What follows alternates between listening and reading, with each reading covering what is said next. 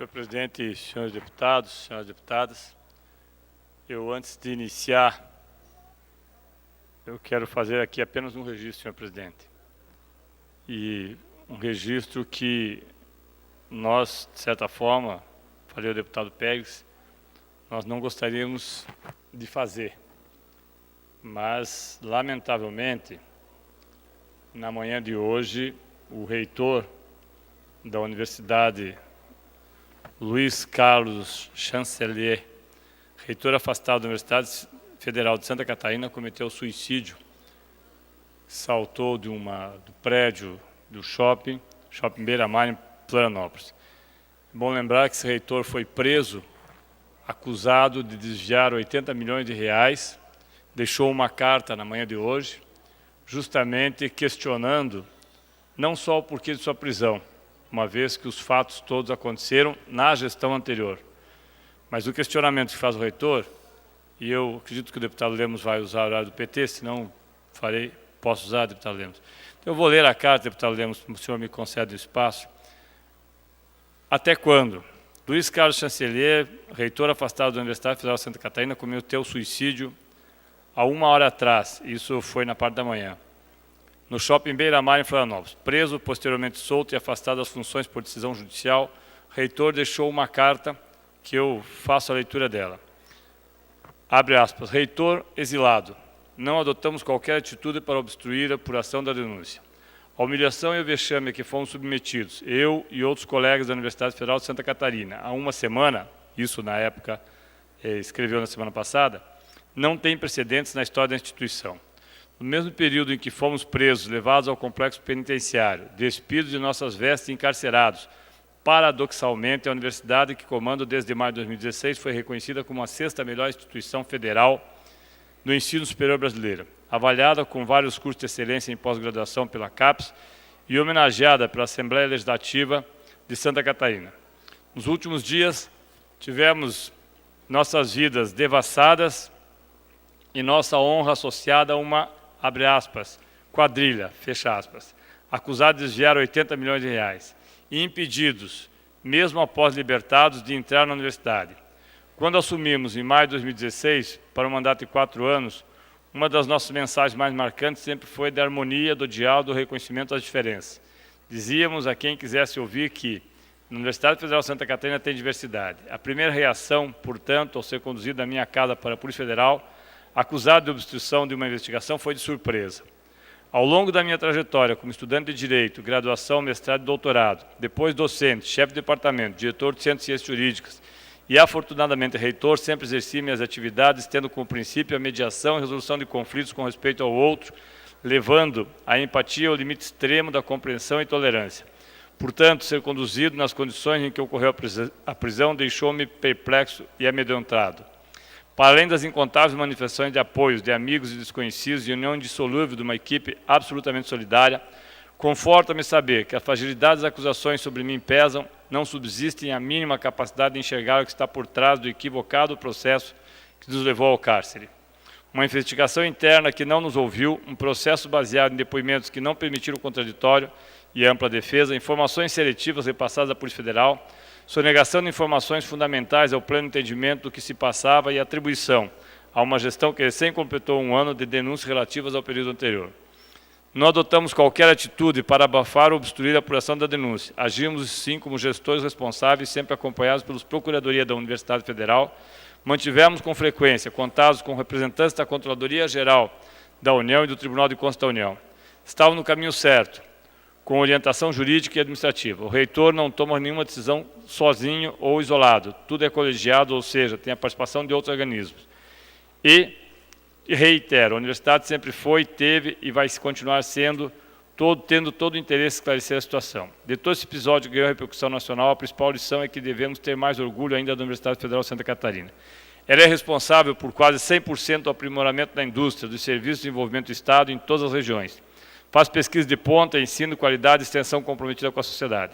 E tenho certeza... Deputado Tadeu, Vossa Excelência pode usar o horário do PT? Os horários do PT, senhor presidente. E tenho certeza, muito mais do que qualquer outro acontecimento.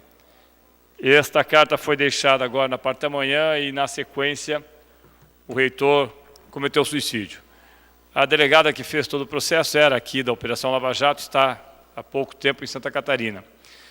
E eu falo isso sem entrar no mérito, até porque não temos condições de fazê-lo, mas porque preocupa muito a situação, como eu tive a oportunidade de colocar, deputado Rasca, na semana passada, que muitas vezes toma conta do nosso país.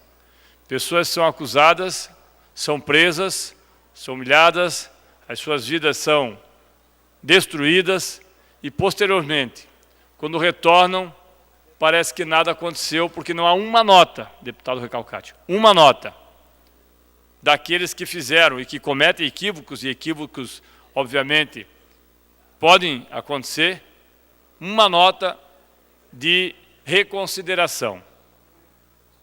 E eu não estou falando do reitor que cometeu suicídio. Eu falei isso das pessoas que, há alguns anos atrás, foram presas, acusadas de todo tipo de crime, em Irati, Inácio Martins, na região sudoeste do Paraná, e que mesmo depois de absolvidas em última instância, e que agora na sexta-feira haverá um ato de desagravo na cidade de Irati, mesmo depois de tudo isso, não há uma nota da imprensa. Boixac os chamou de quadrilheiros e que mereciam a pena de morte por roubar merenda infantil, aquele senhor que faz um programa na parte da manhã de uma rádio em rede nacional, sabe disso, não tem uma vírgula dizendo que aquele comentário era inapropriado. As redes de televisão, o jornal Fantástico, que mostrou os crimes dessas pessoas, que aliás recebiam como propina, como foi dito, que eram perigosos, porque recebiam propina R$450 por ano, R$450 por ano, da venda dos seus produtos da agricultura familiar, não tem uma nota, nenhuma. O que nós tivemos, deputado Vasca?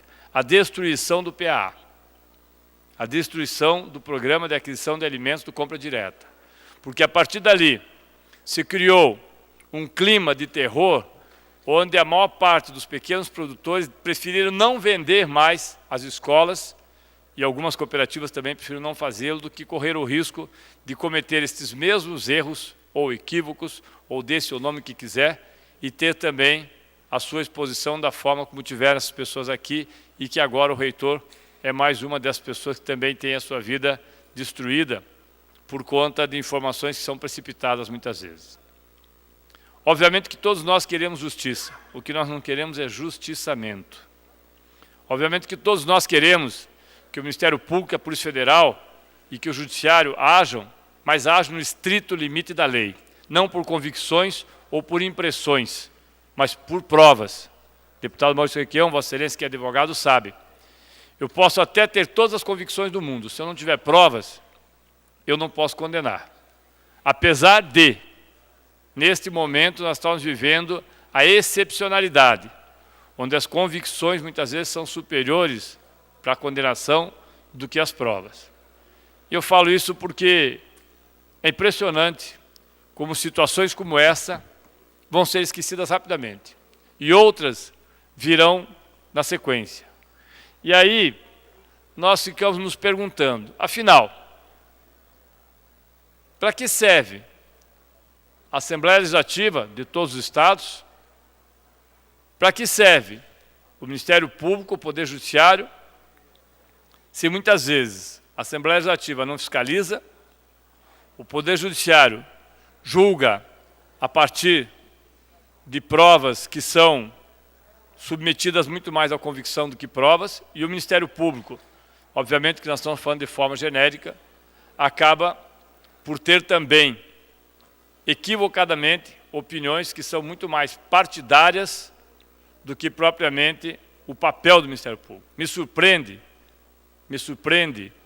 senhores deputados, quando um promotor do Ministério Público vai à televisão ou grava um blog e diz que precisamos retirar aqueles que estão em Brasília e colocar gente honesta. Ora, se alguém precisa retirar alguém, é o povo. E se o povo quer retirar, que o faça na forma que a nossa Constituição prevê, com eleições que devem acontecer no ano que vem. Não com essa bobagem que alguns pedem, intervenção militar, essa estupidez que paira sobre algumas cabeças, que eu digo que são muito mais mentes doentias do que qualquer outra coisa, ou mesmo com uma intervenção que, a nosso ver, é equivocada, ainda que nós não tenhamos nenhuma, mas nenhuma razão para defender o homem que foi o principal artífice do golpe, senador agora afastado, Aécio Neves, nenhuma razão. Acho um equívoco todas as suas afirmações, tudo que ele fez, mas ainda assim, mesmo que alguns digam que nós estamos vivendo uma situação excepcional, não é o STF que tem que afastá-lo, é o Senado Federal. Se o STF afastar, senhor presidente, e nós ficarmos quietos por conveniência, porque é conveniente, eu sou do Partido dos Trabalhadores, é bom ficar quieto e dizer agora é sua vez, nós não vamos fazer aquilo que fizeram conosco. Porque se o STF pode, o Poder Judiciário dos Estados também pode. E se o Poder Judiciário dos Estados pode, então esqueçam a Assembleia Legislativa, esqueçam as câmaras de vereadores, esqueçam as eleições. Porque amanhã o presidente dessa casa pode, independente de qualquer coisa, ser afastado? Pode, se houver entendimento do Tribunal de Justiça, a continuar por essa toada que se está levando. E é por isso, senhores deputados, senhor presidente, que eu lamento o suicídio do reitor, mas lamento mais ainda o processo que ocorre quando, mesmo aqui dentro, algumas pessoas ficam, talvez, contentes com as coisas que acontecem, como se pensassem que fogo no palheiro só pega aquela parte do palheiro e não pega o paiol como um todo. Dito isso, senhor presidente, e mais uma vez lamentando o ocorrido, não por ser o reitor, mas por ser uma pessoa que se diz, e aí obviamente que caberá à justiça comprovar aquilo que afirmou, injustiçada, como foram injustiçados esses senhores aqui de Irati, Inácio Martins, e nós queremos trazê-los aqui para fazer um ato de desagravo. Já conversamos, eles concordaram, nós queremos trazê-los aqui para fazer um ato de desagravo, porque quando eles foram condenados, nós ouvimos serem chamados por pessoas próximas, serem chamados de criminosos. É preciso que esses criminosos, que não são criminosos, venham aqui para que nós os conheçamos e sabemos que muitas vezes se acusa e depois da acusação feita, não tem mais o que fazer. As coisas já estão prontas e a versão dos fatos ela é muito mais importante que os fatos. E é nesse sentido, senhor presidente, que me chama a atenção também a apresentação do secretário Mauro Ricardo, que veio aqui a essa casa. E quando eu perguntei a ele quantas penitenciárias, que ele falou que estavam sendo construídas no estado do Paraná, quantas penitenciárias estavam sendo construídas, ele falou que não sabia, mas pedia para o seu auxiliar dizer uma. E sabem por que uma? Porque os estados gastaram, matéria do jornal O Globo, estados gastam só 1% da verba disponibilizada para o sistema carcerário. Por determinação do STF, o governo distribuiu 1 bilhão e 200 milhões do Fundo Penitenciário Nacional. Quais os estados que gastaram? Os estados que gastaram, infelizmente, Alagoas, Amazonas, Maranhão, Minas Gerais, Pará, Piauí e Santa Catarina. O Paraná não pegou 1 centavo e vai devolver até o final do ano os recursos que lhes são destinados. Aí não adianta reclamar. Aí, deputado Recalcati, Vossa Excelência que fez o questionamento ao secretário, que diz que não há recursos, não adianta reclamar. Está aqui. Os estados têm 1 bilhão e 200 milhões. Quem tiver curiosidade, pega o jornal O Globo de hoje. O Paraná resolveu já na gestão anterior que não iria pegar ou não teve condições de pegar. Mais uma vez, o Paraná não consegue apresentar projetos para pegar parte dos recursos. E as nossas delegacias continuam sendo objeto apenas de depósito, superlotadas, muita gente cumprindo pena, com policiais virando guardadores de preso, com a sociedade reclamando todos os dias e com o Estado fazendo inaugurações de feiras aqui, feiras ali, viajando para cima e para baixo, como se nada estivesse acontecendo. Talvez se ele fosse obrigado, como determinou agora o Judiciário, a responsabilidade direta do governador e dos secretários, esses recursos não estivessem sendo devolvidos. Mas como não faz a menor diferença utilizá-los ou não, o governo muitas vezes prefere fazer publicidade. E essa... Deputado Tadeu, 1 minuto para concluir, por favor. E essa publicidade certamente não é a de que construíram presídios, não é a que reformaram delegacias, não é a que contrataram policiais, agentes penitenciários. É publicidades que diz que o melhor está por vir. Para quem nós não sabemos. Talvez para as empresas tipo Valor e outras que já fizeram delação também. Isso nós sabemos no futuro. Agora, na verdade, o que nós queríamos, que o governador do Estado, o governador Carlos Alberto, utilizasse os recursos que lhes são disponibilizados, isso o governador não faz. Porque talvez isso dê muito trabalho. Apresentar projetos para a penitenciária, deputado Maurício, criar novas vagas, para quê? Se daí tem que contratar agente penitenciário. Então vamos fazendo, como disse o secretário aqui. Não sabemos quantas, mas vamos consultar os nossos universitários. Não precisa. Nenhuma. Absolutamente nenhuma devolvendo recurso. Obrigado, senhor presidente e senhores deputados.